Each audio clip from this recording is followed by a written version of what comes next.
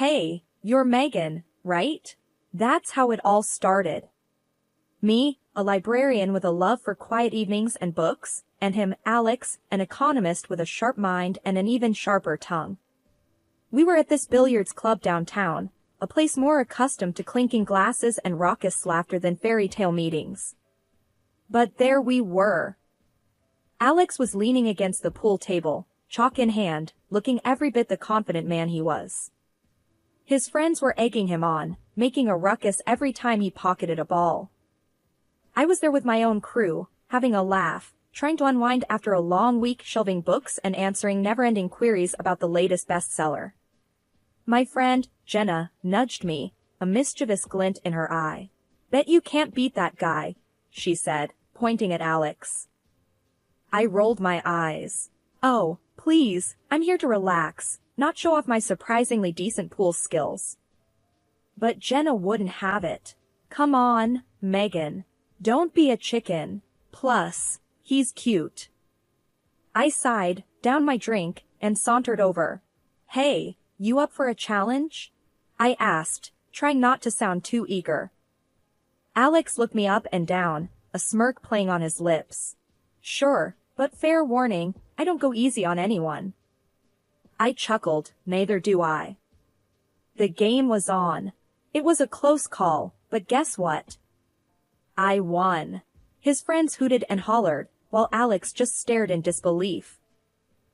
Damn, you're good, he admitted, extending his hand. I'm Alex. I shook his hand, feeling the firm grip. Megan. And thanks, I know. We grabbed drinks, and the conversation flowed as easily as the beer. He told me about his job, how he crunches numbers and deals with corporate bigwigs. I told him about the library, the silence, and my secret love for old mystery novels. So, a librarian, huh? That's different, he said, raising an eyebrow. Yeah, well, I like it. Books are simpler than people, I replied, taking a sip of my drink. Alex laughed. I can imagine. But you seem to handle people pretty well too. The evening rolled on, and before I knew it, I was agreeing to see him again. It was crazy, unexpected, but exciting. A few weeks later, he introduced me to his parents. His dad, George, was a soft-spoken man with a warm smile. His mom, Linda, was all charm and grace, or so it seemed. Nice to finally meet you, Megan. Alex hasn't stopped talking about the girl who beat him at pool, Linda said, her voice dripping with something I couldn't quite place. I smiled, trying to keep it polite. Well, it was just a lucky shot. Oh, I doubt that, Linda said, her eyes sharp. Alex isn't easily beaten. The evening passed with more small talk, a few laughs, and a sense that maybe, just maybe, this was the start of something good. If only I knew then what was lurking beneath those polite smiles and casual conversations. After a few blissful months, Alex and I found ourselves seated at his parents' dining table for a family dinner. It was supposed to be a regular evening, good food, a bit of wine, and casual conversation. But, oh, how wrong I was. Linda, always the hostess, had laid out an impressive spread. Roast chicken, veggies, and all the trimmings. George, as usual, was quiet but had a welcoming smile. The evening started off well enough, with light banter and updates about our lives. Then, as we were digging into dessert, Linda turned to Alex, her tone casual yet loaded. So, Alex, now that you're married, how much will you be sending us each month? I nearly choked on my pie. Alex put down his fork, his face a mixture of surprise and discomfort. Mom, what do you mean? Megan and I have our expenses, and we haven't really discussed. Linda cut him off, her voice sharp. Well, you've been helping out with our bills, haven't you? It's only right you continue. After all, family supports each other. I glanced at Alex, unsure of how to react. This was new to me. Alex never mentioned any financial help to his parents. George tried to intervene, his voice gentle. Linda, let's not discuss this at the dinner table. But Linda was relentless. No, George, this is important. We need to know. We have our expenses, and Alex has always helped. Alex cleared his throat, trying to keep the peace. Mom, things have changed. Megan and I have our own family to think about now. I can't promise anything regular. Linda's face turned red, her eyes blazing. Changed? So, what? We're not family anymore. Is that it? You get a wife, and suddenly your parents don't matter. I was stunned. This wasn't the Linda I met a few months back. This was someone else, someone consumed by greed and anger. Mom, that's not fair. You know I care about you and Dad, but I have responsibilities, Alex said, his voice firm yet calm. Linda slammed her hand on the table. Responsibilities? To her? She pointed at me, her words like daggers. What has she done for you? We raised you, and this is how you repay us? By abandoning us for some librarian. I felt a knot in my stomach. This wasn't just about money, it was personal. I tried to speak up. Linda, I don't think. Stay out of this, she snapped. This is between me and my son. You're just the parasite who's taking him away from his family. The air in the room was thick with tension. George reached for Linda's hand, trying to calm her. Linda, please, let's not say things we'll regret. But Linda was beyond reason. Regret? The only regret here is that my son married someone who's now taking him away from his duties as a son. Alex stood up, his chair scraping against the floor. Mom, that's enough. You're being unreasonable and insulting. I won't let you talk to Megan like that. The rest of the evening was a blur. We left soon after, the sound of Linda's angry rants echoing in our ears. The weeks following that disastrous dinner were tough. Linda's words hung over our heads like a dark cloud. One Saturday morning, as we sipped our coffee, Alex broke the silence. Megan, I'm sorry about all this. I never expected my mom to go off the rails like that. I put down my cup, meeting his gaze. Alex, it's not your fault, but we can't pretend everything's fine. Your mom, she's got some serious issues with us. He sighed, running a hand through his hair. I know. I've been thinking, maybe we should lay low for a while. Avoid any family gatherings. I nodded, though a part of me felt uneasy. Avoiding the problem wouldn't make it disappear. Things took a turn for the worse when Linda started dropping by unannounced. It was like she was on a mission to find faults. One afternoon, she barged in as I was rearranging the living room. What's all this? She snapped, eyeing the new curtains and cushions. I forced a smile, just sprucing up the place a bit. Linda snorted. With what money? Alex's. I clenched my jaw. Actually, I bought these. With my own money. She scoffed, looking around with a critical eye. Must be nice, spending money on frivolous things while your husband's parents struggle. Before I could respond, Alex walked in. Mom, what are you doing here? Linda turned to him, her voice laced with accusation. Just seeing how my son's hard-earned money is being wasted. Alex's face hardened. Mom, this has to stop. Megan's not wasting anything. She's entitled to buy whatever she wants with her money. The argument escalated, with Linda hurling insults and Alex trying to defend me. It was exhausting, watching the two most important people in my life at each other's throats. After Linda stormed out, Alex slumped onto the sofa, his face in his hands. I don't know what to do, Megan. She's my mom, but I can't let her treat you like this. I sat beside him, my heart heavy. We'll figure it out, Alex. But we can't let her walk all over us. Maybe it's time we set some boundaries. He looked up, his eyes searching mine. You're right. I'll talk to her. Lay down some ground rules. But things didn't get better. Linda's visits became more frequent and more invasive. She'd criticize everything from the way I dressed to how we decorated our home. It was like she was looking for any excuse to put me down. Living with Linda's constant scrutiny was like constantly walking on eggshells. You never knew when she would strike next, and her next target was something as mundane as a new washing machine. It was a regular Saturday afternoon. Alex and I were in the living room, enjoying a rare moment of peace, when Linda burst in, her face twisted in suspicion. "I see you've got a new washing machine," she accused, her eyes darting around the room. "Tell me, was it Alex's money that paid for it?" I sighed, feeling the familiar knot of frustration in my stomach. "Linda, it's just a washing machine. And for your information, I paid for it myself." She didn't seem convinced. "With what money? I find it hard to believe a librarian can afford such luxuries." Alex, who had been quiet until now, stood up. "Mom, Megan has her own income. She can buy whatever she needs." But Linda was relentless.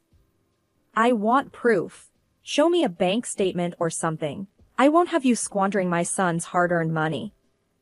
I couldn't believe she was serious.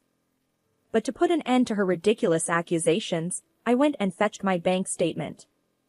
I handed it to her, my hands shaking slightly with anger. "Here, see for yourself. The washing machine was paid for with my money. My savings."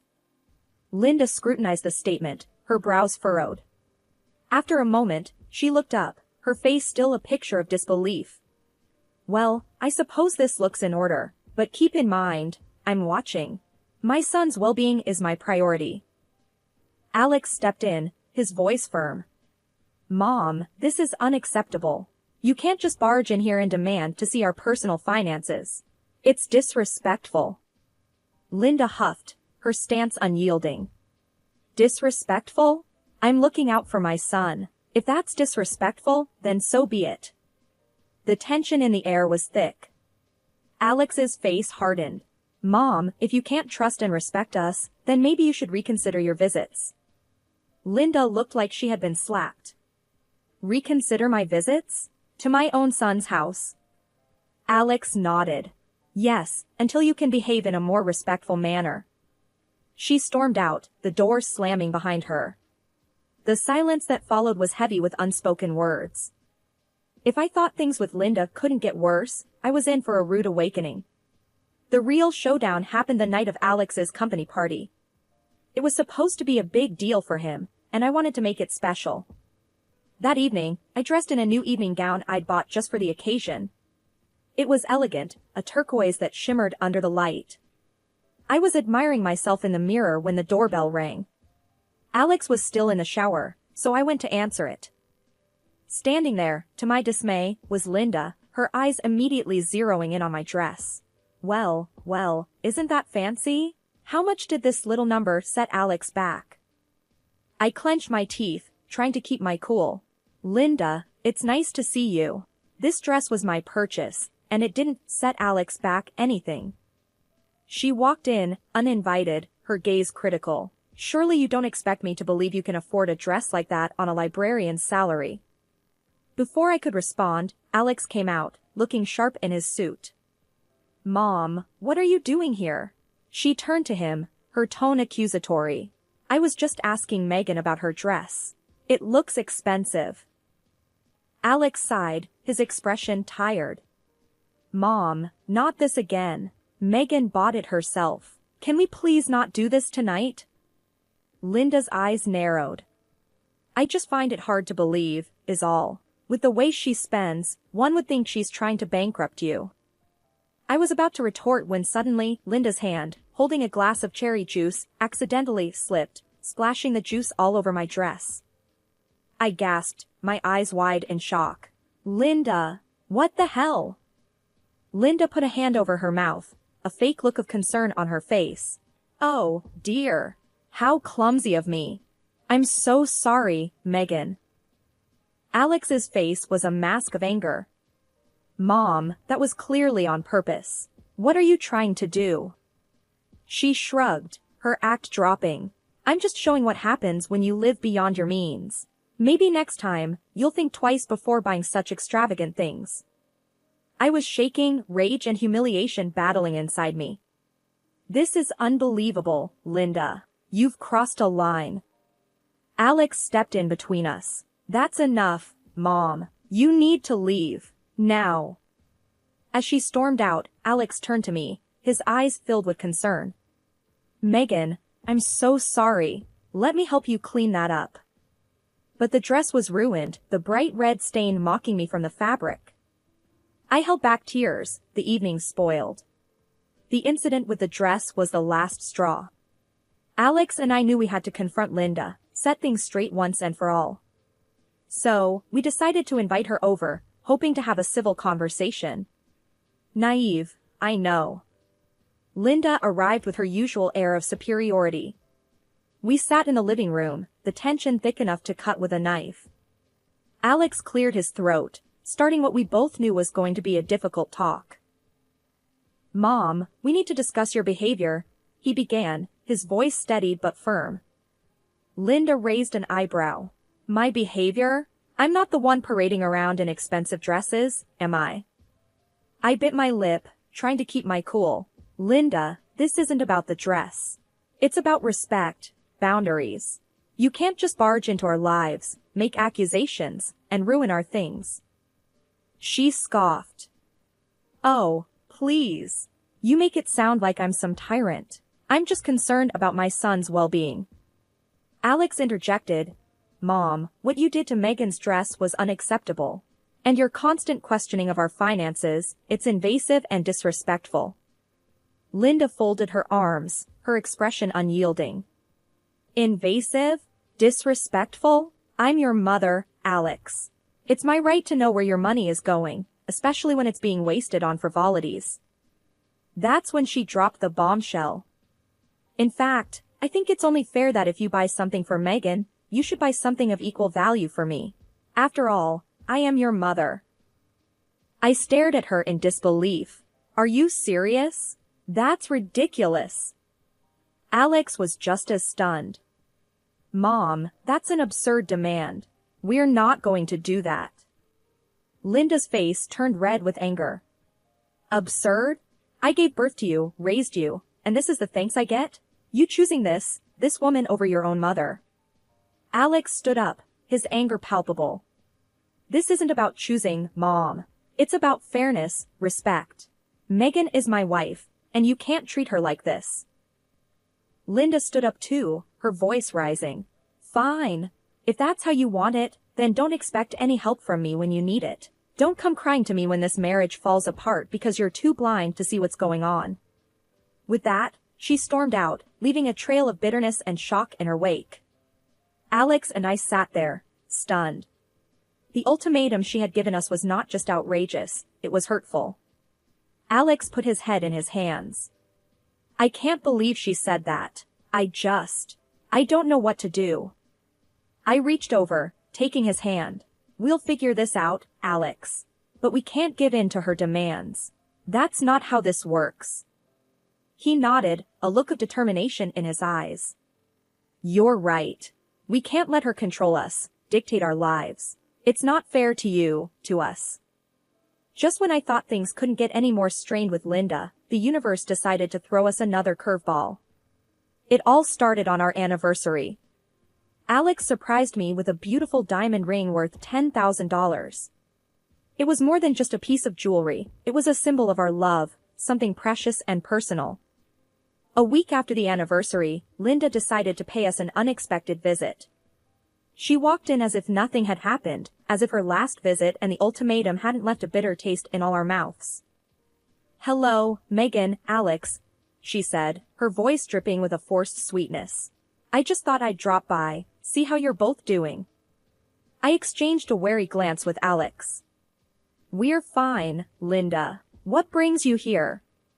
She wandered around, feigning interest in the mundane, but her eyes were scanning, always scanning.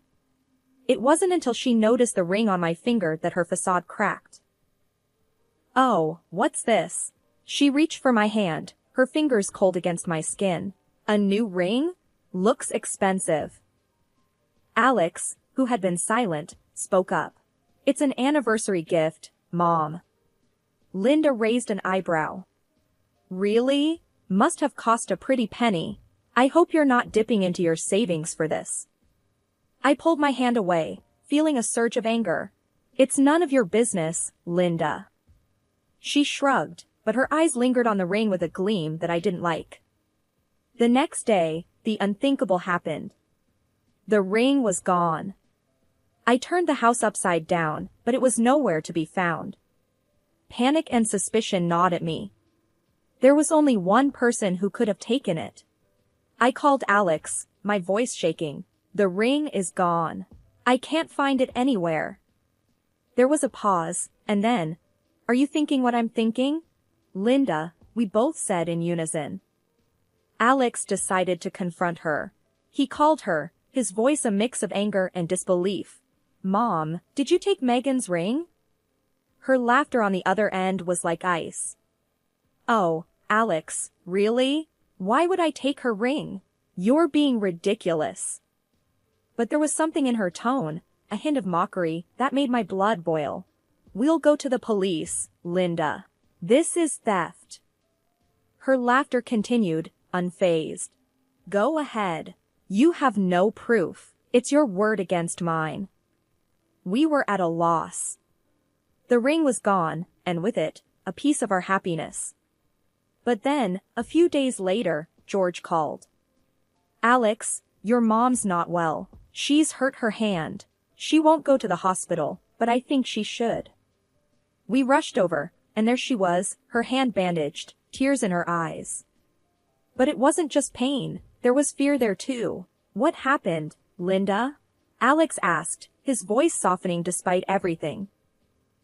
She mumbled something about a fall, but when she moved her hand, I saw it. The diamond ring was on her finger, stuck, her finger swollen around it. We had to take her to the hospital. The ring had to be removed under local anesthesia.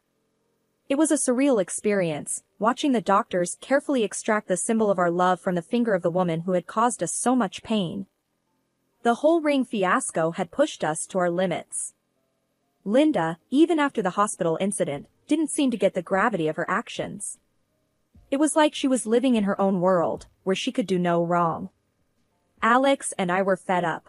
It was time for a final showdown. We called her over, making it clear this wasn't a friendly visit. When she walked in, there was this arrogance about her, like she still owned the place. "Sit down, Mom. We need to talk," Alex said, his voice hard. She rolled her eyes, taking a seat. "What now? More accusations?" I couldn't believe her nerve.